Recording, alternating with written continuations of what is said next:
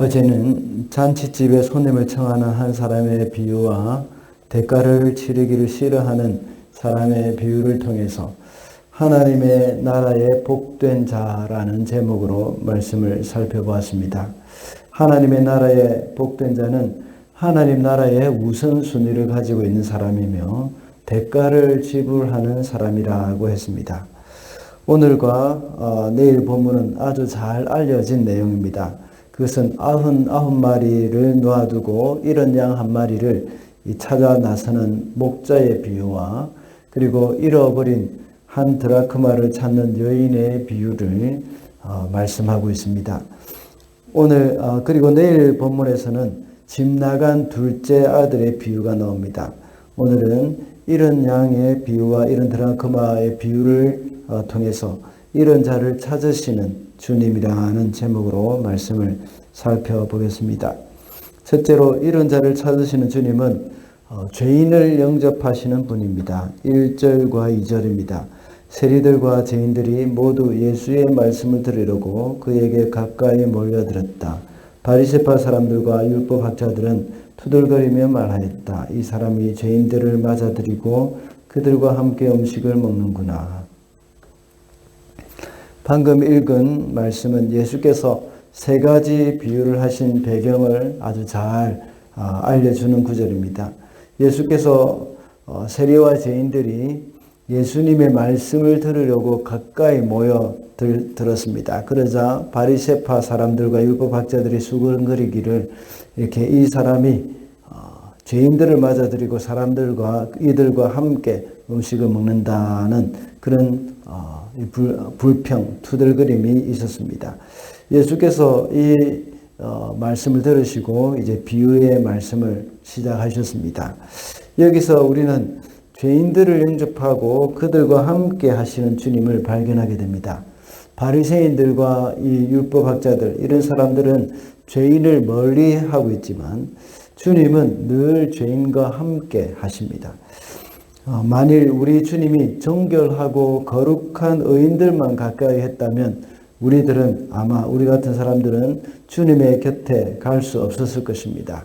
또한 우리가 주님을 알지도 못했고 믿지도 못했을 것입니다. 그렇게 되면 결국은 우리의 구원도 없게 되는 것이죠. 예수님은 어느 누구든지 다 영접하시는 분이십니다. 심지어 바리새인과 같은 사람이라도 영접을 하십니다. 다만 바리새인들이 주님을 배척했을 따름입니다. 니고데모와 같은 사람은 비록 유대인의 관원이고 바리새인이었지만 그 사람은 예수님을 찾아왔고 예수님은 그를 만나 두셨습니다. 우리가 의인인 척 할 때는 주님을 만날 수 없습니다. 그러나 자신의 연약함을 알고 우리의 죄를 고백하면서 주님 앞에 나아갈 때 주님은 우리를 만나 주실 것입니다. 누구든지 주님을 찾는 사람은 주님은 배척하지 않으시고 그 사람을 맞아 주시는 겁니다. 그래서 주님은 건강한 자에게는 의인이 쓸데가 없고 병든 자에게야 쓸데가 있다고 하셨습니다. 그리고 나서 이어서 누가복음 5장 32절에서는 말씀하시기를 죄인을 찾아 회개시키러 왔다 하고 말씀하셨습니다. 우리가 죄인임을 깨닫고 주님 앞에 겸손히 나올 때 주님은 우리를 맞아 주실 것입니다.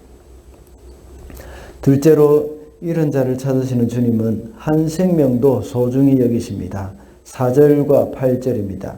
너희 가운데서 어떤 사람이 양 100마리를 가지고 있는데 그 가운데 한 마리를 잃으면 99마리를 들여두고 그 잃은 양을 찾을 때까지 찾아다니지 않겠느냐. 8절입니다.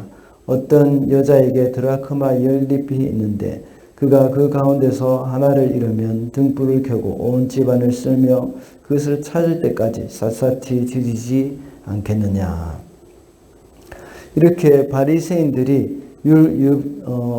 바리새인들과 율법학자들이 죄인을 영접하시는 예수님을 보며 투덜거릴 때에 예수님께서는 비유로 말씀하셨는데 그 중에 먼저 잃은 양 한 마리를 찾아 나서는 목자를 비유를 하셨습니다.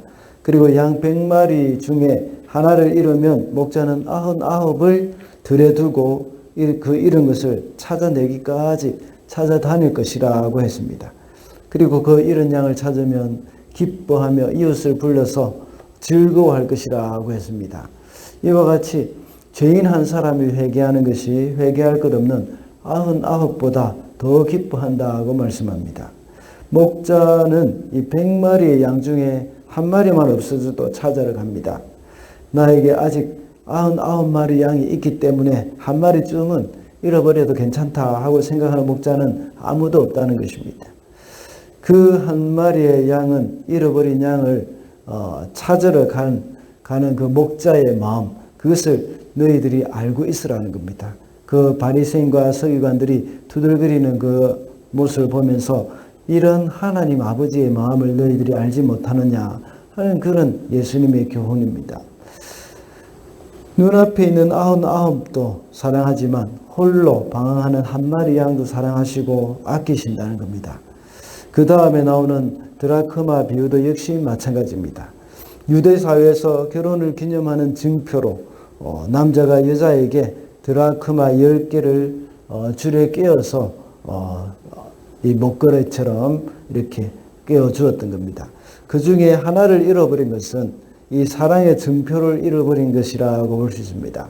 그러니 이 여인이 잃어버린 드라크마를 찾기 위해서 얼마나 노력을 했겠습니까? 이와 같이 예수님은 한 생명도 소중히 여기신다는 겁니다. 잃어버린 한 마리 양을 찾고 잃어버린 한 개의 드라크마를 찾는 것과 같은 그런 간절한 마음으로 우리 주님은 잃어버린 한 영혼을 귀하게 여기신다는 겁니다.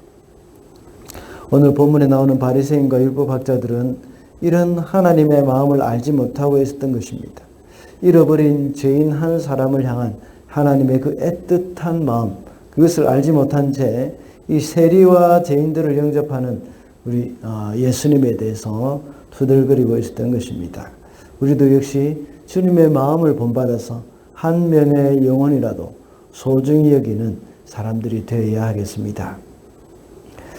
마지막으로 이런 자를 찾으시는 주님은 구원받은 영혼을 인하여서 기뻐하십니다. 9절과 10절입니다. 그래서 찾으면 벗과 이웃 사람을 불러 모으고 말하기를 나와 함께 기뻐해 주십시오. 잃었던 드라크마를 찾았습니다 할 것이다. 내가 너희에게 말한다. 이와 같이 회개하는 죄인 한 사람을 두고 하나님의 천사들이 기뻐할 것이다. 오늘 본문에 보면 잃은 한 마리를 찾은 목자의 기쁨과 잃었던 한 개의 드라크마를 찾은 여인의 기쁨을 잘 표현하고 있습니다. 목자는 이웃에게 말하기를 함께 즐기자 하였고 여인도 역시 벗과 이웃을 불러 모으고 나와 함께 즐기자 하고 말했습니다. 어쩌면 이웃과 함께 즐기는 것이 잃은 양 한 마리나 잃어버렸던 드라크마 하나보다 더 많은 비용이 들어갔을 것입니다. 그러나 이런 것을 되찾은 기쁨은 그 비용으로 환산할 수 없는 것입니다. 이와 같이 죄인 한 사람이 회개하고 돌아오는 것이 하나님께는 축제를 벌릴 정도로 큰 기쁨이 된다는 것입니다. 물질을 소중히 여기는 이 세대에서는 이런저런 비용을 많이 따지지만 우리 주님은 한 영혼이 천하보다 귀하다고 하셨습니다.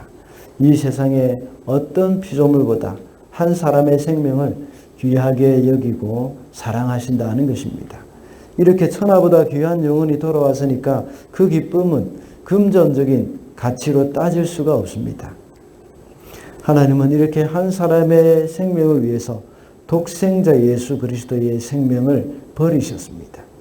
그래서 한 영혼이 돌아올 때마다 우리 주님의 피가 헛되지 않다 하는 그런 생각으로 그 기쁨이 더욱더 크게 되었다는 것을 우리가 생각해 볼 수 있습니다. 주님은 오늘 비유에서 이웃과 친구들에게 말하기를 함께 즐기자고 말을 했습니다.